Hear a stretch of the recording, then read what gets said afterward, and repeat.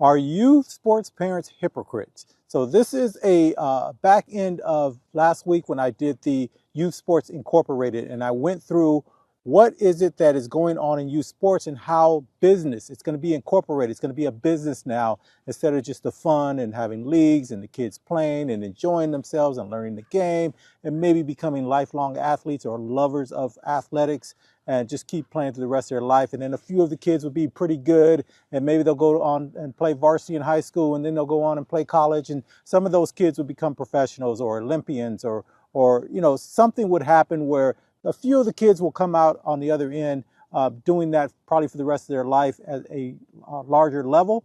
And some kids are just going to have fun. And so, and I talked in that last one about the professionals and how they turn, and then college and where it's going, and then how big business is now coming into youth sports. And I was just getting to the part where I was going to talk about, okay, what do we do about it? And then my battery ran out on my camera. And so that's my fault. And so I want to continue. And I'm glad that I had to wait this extra week to get to this part, because what I went through this week is why I'm coming up with the title that I'm coming up with right now. So for those of you who don't know me, I'm Charles Norman. Sports Solutions LLC is our company. And what we do is we have a software called Athletic SOS. And that software, what it does is you take your kid, their sport they play, the level they think they can play at the collegiate level, their grades, their SAT, ACT scores, and we show them all the schools they qualify to attend that offer scholarships for their sport at every level, all the NCAA levels and the NAIA levels. And our thought process is if you know all the schools you qualify for, you can do a little bit more research and try to find a school that matches your kid as far as what they want to do in the future, their temperament, the type of environment they want to be in, their major, all of those things. But if you don't know those schools, then what you have to do is you go to your combines and your showcases and your viewing tournaments and you hope to get discovered, right? So we want to turn it around. You can do it the traditional way and hope to get discovered, but we wanted to throw something new in. But the big thing we do is if you just happen to be watching this video, I give you access to our software at no cost. And so we work with other companies. You don't see us advertised anywhere. And so we work with other companies that are already in the youth sports industry, and then we join with them and they offer our services. And it's a little more elevated, some extra features and things like that that they get that I don't give here, but we give you everything you need to do what you need to do as an individual, as a parent. If you look in the description, I give you a code, I give you instructions for how to use the code. Absolutely no cost to you guys. There's no hidden behind the scenes trickery or I'm going to upsell you or all that kind of stuff. None of that's there. It's just that I want to get this in the hands of as many people as possible, hopefully get our software popular that every kid is using it, and then we can go from there. There's always somebody that will come along and say, hey, that's a great idea, Charles. Why don't we come up with a way for us to all work together and pour some money into this? So that's how we're going to do this thing. And then we want you guys to come along with us. And so our big thing is we have 3 different areas that we're going to work on. I just came into this because I went through this with my daughter. And so 3 areas we tried to work on were that 5 to 9-year-old, the 10 to 12-year-old, and the 13 and above, and that's usually high school. So we started with high school because they're in an emergency situation, right? They're trying to get this athletic scholarship. They've got a small window to get there, and so we started there. And I just happen to have been a software developer and in systems my technical career for 30 plus years. So I just know how to do that. So that was the easiest way to start. And now we're starting to work on that 5 to 9. And we'll talk about that in future videos. I don't want to go too much into it now. So let's get into this one. One of the things that I was trying to kind of get across last week is that we're going to have to change, because we had those, remember I was talking about, we have those elite teams, and it's changing now. Youth sports is completely changing because the elite teams, in order for you to get on that team, on those teams, your travel, your club, or whatever it is, even high school, your parents have to have something going for them. Either they played at a very high level, least collegiate level, or they played professional. They're separating their kids. Their kids are getting better training, better nutrition, better skill development, and as part of their DNA or their genes, just being born to these former pro or high college athletes, they already know what they're doing. They know the system. They know what's going on. Very difficult to get your kid in on those teams. So what do you do? So, and then the other thing was, I was saying how corporations are coming in now and they're taking over a lot of these leagues. You no longer, I don't know if you guys played this year, but you no longer walk in and you pay your money at the front and get a little wristband as you walk in. No, you paid online. The team paid online. Team fees are online. They've got you in this database. And so if it's a viewing tournament or a combine or a showcase, well, college coach is going to be there. They don't get that booklet in their hand anymore. They do everything online. I've went to a lot of different events this summer. It's being incorporated now. It's not a sort of a neighborhood type thing. Now, the problem with youth sports compared to college and to professional sports is youth sports is very local in the sense that when your kid first starts out, they're going to play in their neighborhood. And then as they get better, they maybe get on a travel club team and they'll spread out a little bit, but then it becomes more regional. And then it's not really national. So it's very hard for big business to kind of get a hold of it. And the other thing is the local versions of your little league or your your AAU team or whatever whatever you're playing, whatever sport it is. I don't know all the different ones. It's very difficult to force those organizations to play by the national organization, the governing body's rules. And so everybody has their way of doing things. It's little fiefdoms everywhere. Very hard to get in. But you are a parent, and so you have a problem. And the reason I came up with this title is this past week I was on a Zoom call. We're doing some work with a high school that's in LA, and they are in a, let's say, underserved area. And so we were on a Zoom call, and I was coming in with someone else, like I normally do with our software. And so I was doing my demo of the software. I was showing them how it worked, how it works with the coaches, all of that kind of stuff. And so we had a really good meeting. One of the people on the meeting was a community activist, a person who was really into thought public schools were getting overrated. This particular campus has a public school, they have a magnet school, and they have a charter school on the same campus, a huge campus, so they can pull all this off. So it's really three different things, and that's what we were trying to get put together. Did they want the one school to have the software as one? Did they have different coaches? But the way it worked out was the charter and the magnet school, those kids that wanted to play sports played with the public school team. So it all worked out. So we got everything done, and then I was going to go up there and get them set up. In a couple of weeks, they were going to have a meeting with all of the athletes and their parents, and I was going to go up and show them how to get started. So anyway, after that meeting, about 30 minutes later, I get an email from that person who was the advocate that they wanted to have a talk. And so I said, that's fine. They gave me a phone call, and we were on the phone. We were talking, and what he was talking about was his kids played on a travel club program. His daughter played. They're very good athletes. And I said, yeah, we have a program for that too. It's a little bit different than the school program. And so we were just talking and talking. And then he said, yeah, he goes, my kids, they are in private school. And I'm thinking to myself, wait a minute, we just had this whole thing where you made these big speeches about public schools and how important they are and how we need to support them. And yet your kid goes to a private school. In my head, it's a little bit of hypocrisy, right? But as I'm talking to them, this person has done a lot. They give a lot of money. They spend a lot of time helping the kids, helping at the public school and all the schools on that campus. Even though his kids did not go to that school, he was still putting in effort to help the kids that were there. And so it got me to thinking about all the things that I've been through with my daughter. And that's how I got started on this thing back in 2008, and how I was trying to find a solution for her because I was on furlough. That was back when the last financial crisis was. I'm not going to go through that whole story. But one of the things that the first year that we played, we put this ragtag team together of really good players, my daughter being one of them. And we all had them, they played basketball. And what we did was we took the people by position and everybody played their position. And we only had 8 girls on the team, and we went across the country and we did really well. But the key to our team doing really well was, and you guys know this in girls basketball, we had one true center. I mean, a really talented, athletic, great center. My daughter was a great point guard. We had great forward. Everybody was good. People could shoot. And so we did pretty good. Everybody knew about us, but everybody decided that we didn't want to go with the current structure for youth girls sports. And I didn't have the money, so that's the reason we didn't do it. We got offers. We had offers to be on the next to the top team. My daughter was only going into her sophomore year. She was coming off her freshman year. That was the summer. She was going to be going into her sophomore year. So we had a little bit of time. And so we had this great year. So we come back the next year. My daughter's now from her sophomore year. She's ready to go into her junior year. And everybody knows the junior year is going to be a key year. You want to get on the radar for some of these college coaches. And then your junior year into your senior year, that summer is the one where you're probably going to get an offer, right? So we're a sophomore going into junior. And so The people that we were playing with, some of them were like 2 hours away from us. We had to drive quite a while ways to get there, but it was working out. We had our practices. So we kind of knew what we were getting into.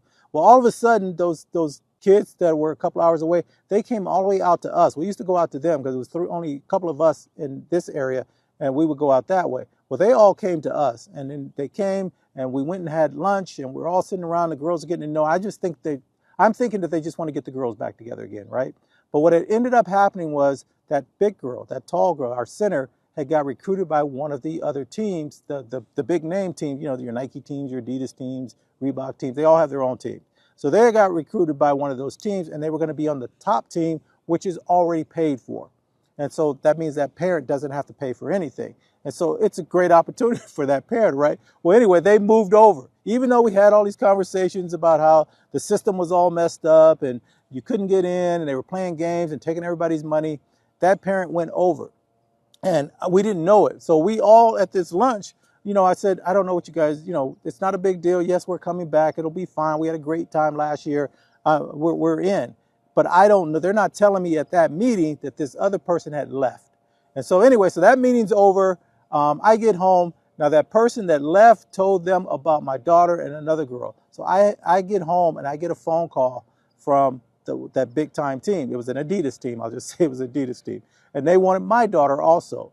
And so I had to make that decision. And the only reason I won't say the only reason, I just given my word that we were going to do one other thing, something different, right? We're going to stay where we were. But also I wasn't making any more. I was still on furlough. So even though that team would have been free, it still was going to cost me a lot of money. Just you have to buy their gear and you got to do their travel program and all this.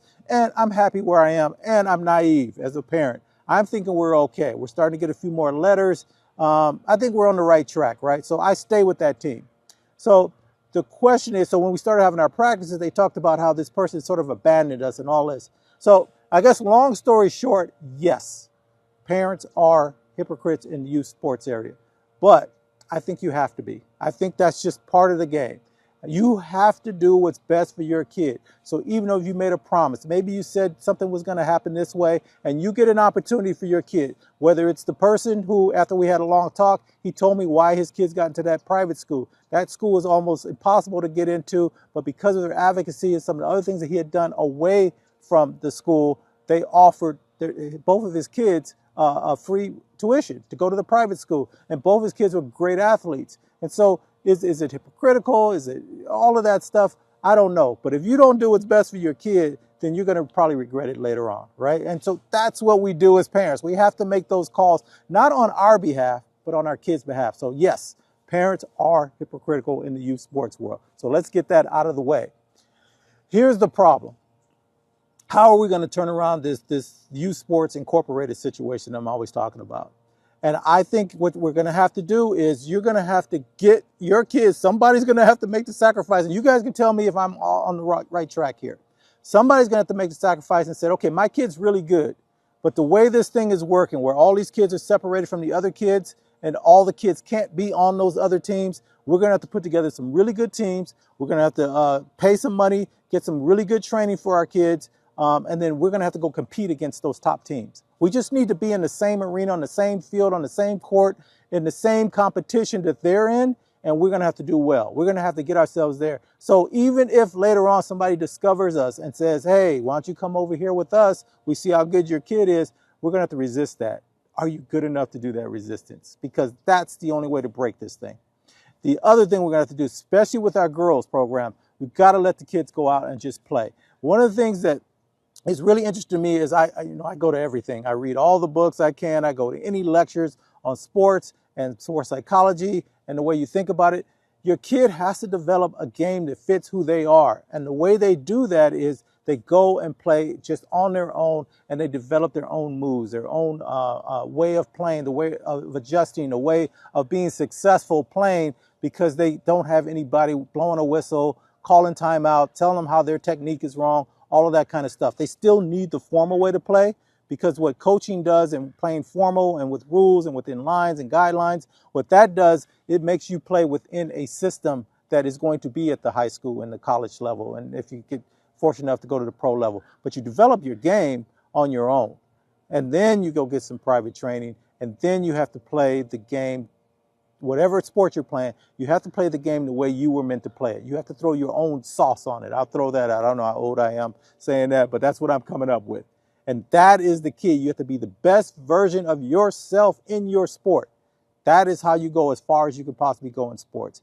And so what I'm bringing up is, as parents, are you willing to go that extra mile? Are you willing to forego this opportunity once you start getting up there? Because if everybody does what I'm saying, when the kids are younger, and then they go and their kid starts to become good, and then they peel off and go back over here, then that other way of doing it, the way it's going to be incorporated, it's going to be a business, it's going to work just fine. They'll let your kid go and flounder around. They'll catch the kids that are really good early, pull them out. The professional and the collegiate level and the really experienced kids with coaches for, their granddad's been a coach for 30 years or whatever it is, they're all going to be fine. They're not all going to make it, but they're all going to be fine. They're going to be on these top elite teams. They're going to get the best training, best nutrition, all the stuff I talked about earlier. But for the average kid, that kid that just plays in their backyard and is really good in the neighborhood, and all of a sudden they're great in high school and then they go to college, that's going to be a thing of the past. It's not going to happen. And not because that kid's not good enough, it's because that kid's not going to get the opportunity. Because why would I, as a college coach or the high school coach even, why wouldn't I go with the sure thing, the person who has the great bloodline and they've had all this training and I know about them already? I'm going to go with the sure thing. Every business you go into right now, that's one of the things in the professional world, they're not going, if you went to the right college or you have the right contacts or your parents, somebody, they'll bring you on. Why would they go and get something they're not quite sure about? Unless it's just so outstanding you can't deny it, but that's very rare also. So, and usually that would have been caught earlier than that, and somebody already made that offer, and somebody would already paid for your kid to come play with them. Everybody wants the best. Everybody wants to win. And so this is the secret to youth sports kind of staying where it is some parents with some really good kids are going to all have to get together, and then they're going to have to go compete against those other super teams. And you only have to get on the court, on the field with them to be discovered. Plus, if you do it our way with Athletic SOS, if you're trying to get a college scholarship, athletic scholarship, then you got to find the schools that you qualify for, and you reach out to them, you tell them where you're going to be, you tell them why you want to go to their school, they will come and check you out because now they know you exist. And so I hope I'm making this all make sense to you guys, is that if we want to keep this thing the way we want to keep youth sport, otherwise it's going to get overrun, and there's nothing we can do about it because it's very difficult for parents to not give their kid the best chance, and not to have your ego stroked a little bit by this big organization, or get a chance to play with these players from parents who played in the pros. You're around their, they may be retired, but you've heard of them, and that's their parent, and you get to go and mingle with them as a parent. I don't even know how you turn all this down, but I'm hoping somebody sees it and decides that's a great idea. The next thing I wanted to bring up was one of the things that we found with the software is that most of the kids that get to high school that don't get an athletic scholarship, the one mistake they're making, and they're pretty good, right? They're good enough, you think, on paper to get that. They've got the stats, they've got the playing abilities, they've got the leadership, they got the grades. They're in position to get an athletic scholarship, but they don't get one offered to them. And the reason why is because their size, their speed, whatever it is that you need to go and play at the next level, they don't have it. And in my opinion, they probably played the wrong sport. Not that they shouldn't play the sport that they're in, that they love, but there was another sport, because you can look and see how good they are at what they're doing, that they could have been playing that would have gotten them an athletic scholarship. And if you guys have been watching the Olympics, you see how many different sports there are now, right? So those are some of the things that we want to start working on now. Get your kid in the right sport. There is a sport that your kid goes out and almost just by the tryouts and stuff, you can see, hey, this kid's going to be pretty good at this. This kind of clicks with them. Or they just love it so much that they're going to go the extra mile, that they're going to study, they're going to put in more time, and they know how to practice in a way where they're getting better faster than everybody else. I don't know if that makes sense to you guys. There's some kids, when they're into something and it's the right thing for them, especially in sports, they will practice in a way, they'll see something and they'll go, let me work on this, let me work on it. And they'll do a shorter practice time than everybody else, and you'll see them improve quicker because it fits with them, it clicks with them. There's something about that sport that fits who they are. You got to find that sport. Yes, they can play the other sport in your neighborhood. Yes, they can play the sport that they have fun in, that they really think they want to do. But there's another sport that, I believe this for every single kid, that they will be really, really good at, and it's just a natural thing for them.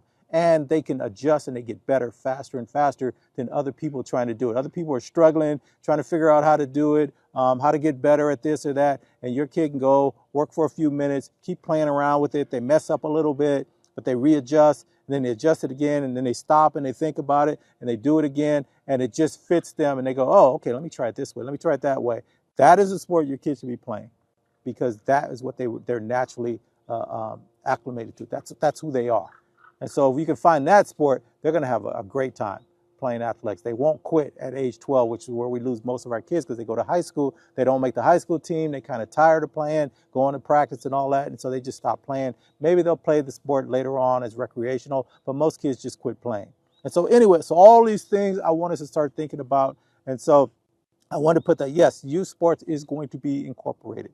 Business is coming in, and there's going to be a lot of money poured in to trying to find the kids and get them better, faster, because sports overall is going to become an individual, a celebrity type situation. And they're trying to find those celebrities earlier and earlier and earlier. Your NIL deals are coming. They're going to be able to pay the kids at college starting 2025. And so the realignment of the leagues. And there's a college enrollment cliff that's coming. A lot of kids weren't born a certain amount of time. College costs too much. So a lot of colleges are going to be closing down. So even more important that your kid is in the right sport.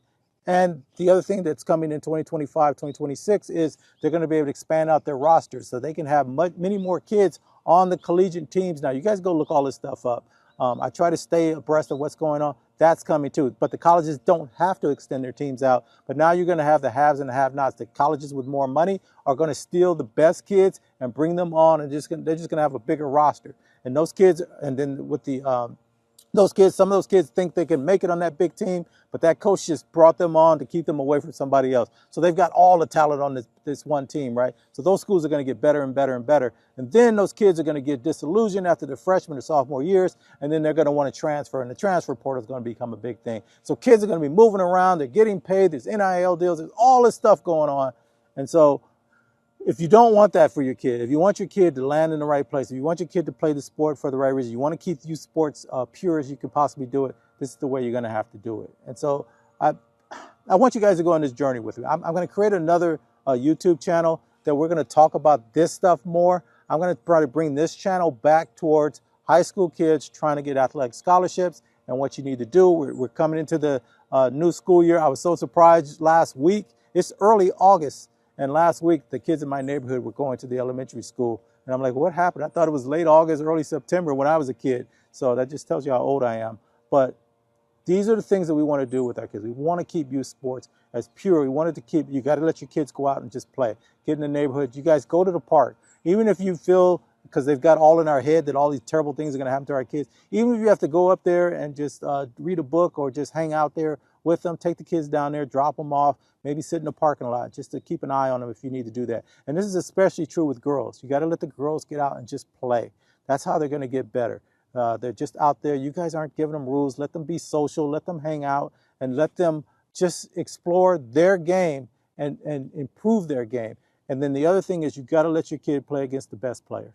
They're going to take some lumps. Older players if they can. If they have older siblings, get your older sibling and let them go with them. Maybe they're like, hey, I don't want them going with me. They're getting away and all that. That you just have to get them to do that. Those kids that hang out with their older siblings are going to be a little bit better, a little bit more mature when they go and try out for the first time and things like that. And then the other thing you're going to have to do is before your kid tries out for anything, go look online, do something, and find out what the basic rules of that game and the basic movements of that game. Take your kid out a couple of weeks before and let them at least know what they're doing so when they do go out that tryout, they're not starting fresh. And because nothing's worse than going out there and striking out every time, right? You can't hit the ball or you can't dribble, you're traveling every time, you don't know how to make a pass, whatever the sport is, you can't do any of it. That makes that kid feel awkward.